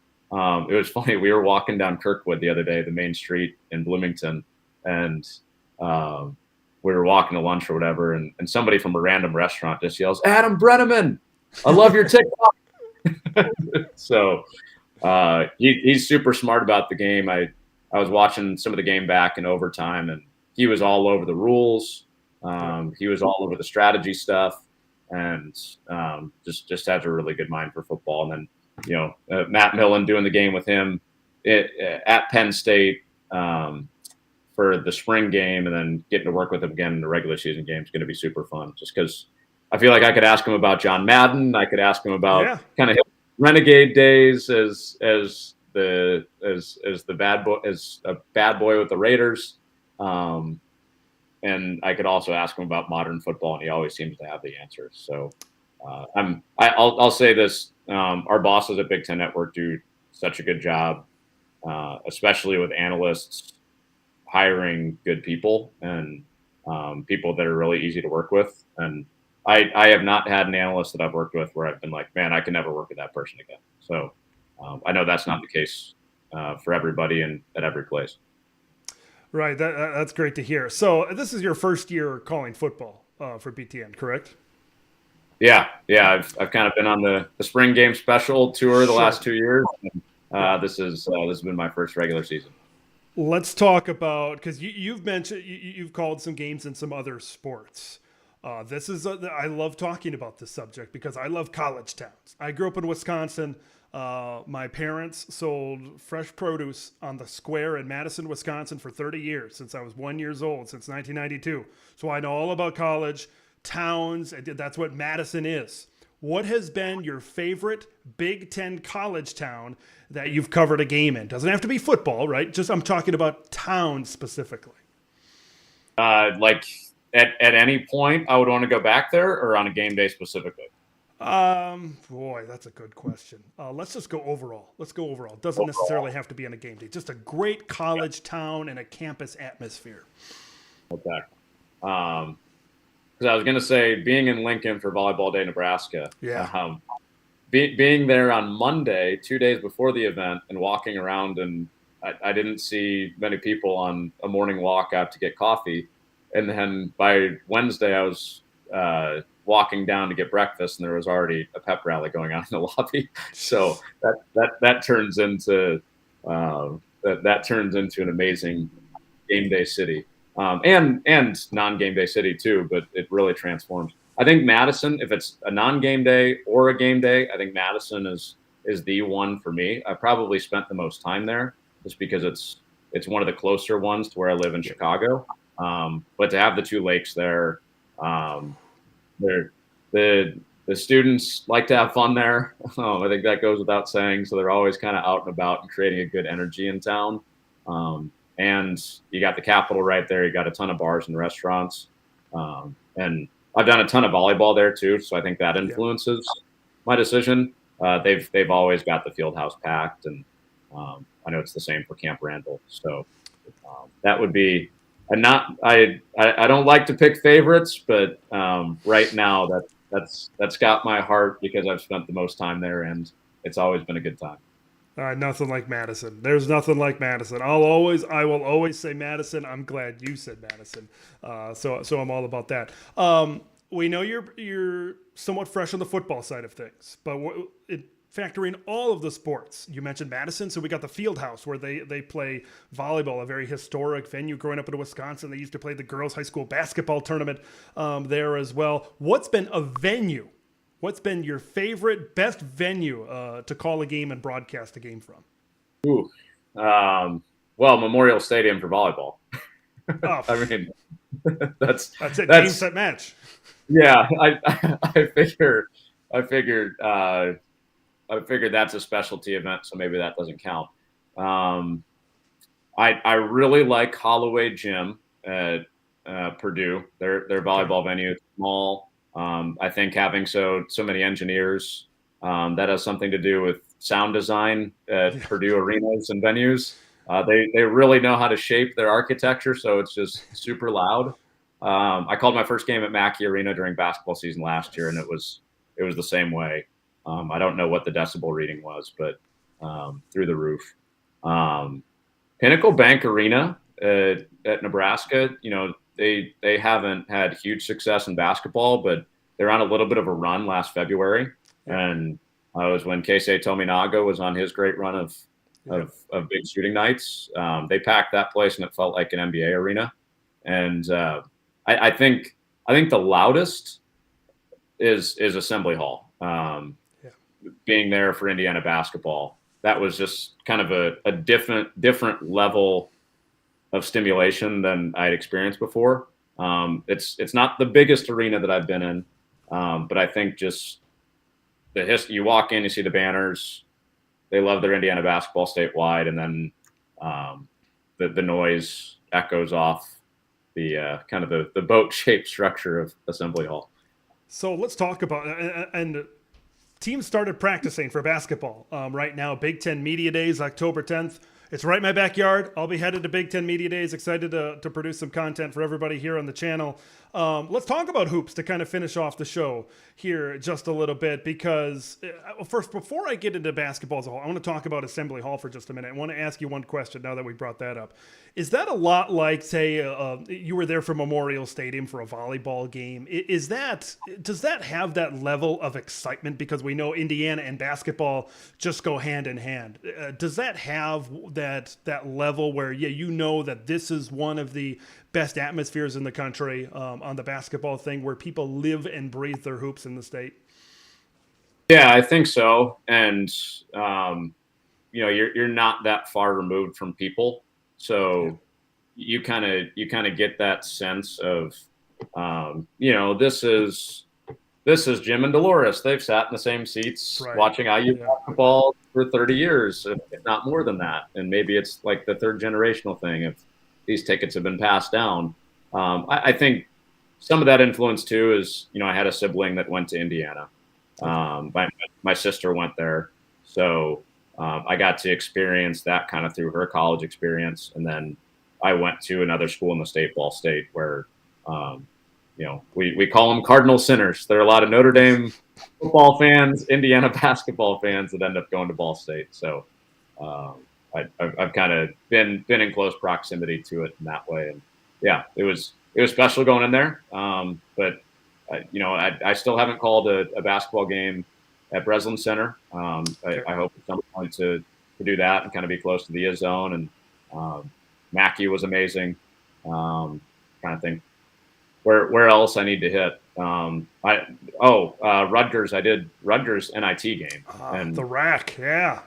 The fan base was obviously disappointed that they got snubbed, but whether it was showing up and making noise to make a point to the committee, or that's just kind of the loyal, passionate fan base that they are. That was, I had to lay out and not speak most possessions late in that game because the sound was overpowering from Rutgers. But Maryland is another one that I'd like to get to and experience that firsthand. I haven't been there yet for the basketball game. I remember at Media Days last year asking Coach Peichel about the Rackwell, Jersey Mike's Arena now, and he immediately smiled and he immediately glimmered, and just how proud he is of that atmosphere. I'm getting chills now just thinking about it. A couple of years ago, that almost just inside the half court shot against Purdue to knocked off they were number 1, number 2 in the country at that point. Still one of the best moments on a basketball court I've seen around. Rutgers is a great team, and so once again, I think to kind of finish things off, we'll get some hoops comments here from you, because that's right around the corner here. Media Days upcoming. Purdue seems to be the leader in the clubhouse. Michigan State is kind of up there as well, but the Boilers reigning National Player of the Year in Zach Edey, Fletcher Lawyer, Braden Smith, and the crew. Is this Purdue's conference to lose right now, or do you think the Michigan States of the world, maybe a team like a Wisconsin, right, with Connor Essegian, how good he was last year, can maybe make a run towards it? We know it's going to be tough. This 20-game schedule is insane every single year. How do you see that kind of playing out at the top of the men's basketball conference? Yeah, I think to your point about Purdue, it's theirs to lose. I think with how Michigan State has recruited, they've got a shot to make a run at it and be a high seed in the NCAA tournament, if not challenge Purdue for the regular season championship. The sneaky addition for Purdue to go along with all the guys you mentioned that are coming back, obviously headlined by Zach Edey, is Lance Jones.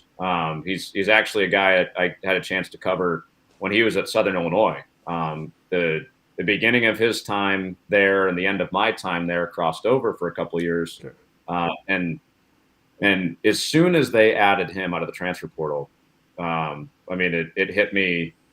It hit me that he was the type of player that was on the floor for Fairleigh Dickinson when they beat Purdue as a 16 seed last year. The two guards that Fairleigh Dickinson had, super quick, good handle. We're back tapping some of the slower guys that were on the court, and Lance Jones is a guy that you can kind of put in those type of games when the other team has really fast guards, and can be a change from the slow it down, grind it out, throw it into the post with 4 big men that are 7 feet or taller. Speaking of throw it into the post, some good old fashioned fun here in the comments from our guy Redlegs. Indiana loses Trace Jackson Davis. Where do the Hoosiers go? Because they recruited well. I think Jalen Hood-Schifino declared for the NBA, if I remember correctly. Where does this team kind of go from here? After we thought last year maybe this would be a team that could maybe make a run, Sweet 16, Elite 8, that sort of thing, but it didn't turn out that way. Where do the Hoosiers kind of turn around from here? Yeah, that's a good question. They're one of the teams that I have. They're kind of. I'm trying to think of a comparison of last year, because there were so many teams in that like 2 through 9 range, right? Right. It came down to the last weekend where, like, if Rutgers and Northwestern win this game against each other, they could be the 2 seed, but they could also slide as far as the 9 seed. I feel like there's that type of range for Indiana. Like last year, they came in as a lot of people's favorite. This year, I think they could be a top 3 team, or I think they could be a middle of the pack team. I don't think they're going to be a bottom of the Big Ten team, but losing those 2 guys, Jalen Hood-Schifino and Trace Jackson Davis, that's, Jalen Hood-Schifino is a guy that can go get you a bucket by himself. Trace Jackson Davis could take over the game, and he hung in the post with Zach Edey when they beat Purdue at Assembly Hall last year. So I'd mark them down as kind of my biggest wild card. As far as the top of the Big Ten race. But at this point, I think Purdue would be my favorite going into it. And until proven otherwise, with all the guys they brought back, they'll stay there as my favorite until we get rolling. The big thing for Purdue, it's going to happen. Yeah, they're going to lose some games, of course, in the Big Ten schedule. And, we saw the run that they made in the Big Ten tournament last year. We're not going to see whether this is a successful season until late in March, right? Because we know it's well documented what Matt Painter has done in the NCAA tournament, and he's got to get it done. He's got the horses this year. We mentioned them at the beginning of this basketball segment, and they could be 10-0, 15-0. I think last year they got out to that type of start as well, and we might be singing the praises of them, but we all know it doesn't matter.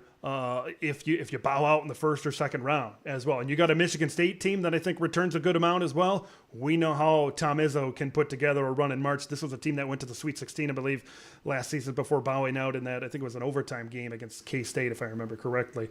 So it's going to be fun. It's going to be fun. Connor, we want to thank you for joining us tonight. This was a great discussion. Great having you on the program. Once again, where can people find you on Twitter, on the airwaves, and where can people find you this Saturday? So, on social media, not a lot of onions out there, so pretty simple to find me with my handles. Just at Connor Onion on all social medias, CONNORONION. And then, throughout the college football season, be doing a handful of Big Ten Network games, and the next one is this Saturday, 3:30 Eastern time. We got Maryland and Indiana. So hope we draw in some of the listeners of your show, and we can hang out. Me and Matt Millen and Elise would love to have you on Saturday. All right, folks, tune in as Connor and Matt are going to have the call for the Maryland Terrapins and the Indiana Hoosiers. Thanks again to Connor Onion for joining us here this evening on Big Ten TED Live. It's going to be a great weekend, folks. It's going to be an excellent weekend of Big Ten football. I think we got some pretty solid matchups that I think we got to look forward to. So that'll do it here for tonight's live stream here on Big Ten TED Live. I want to thank everybody for joining. I want to thank everybody for tuning in. Had a really good discussion with Connor with all things Big Ten football, broadcasting, and a little bit of basketball at the end. That's coming up here down the pike. So until next time, I'm Big Ten Ted. We will see you in the next one.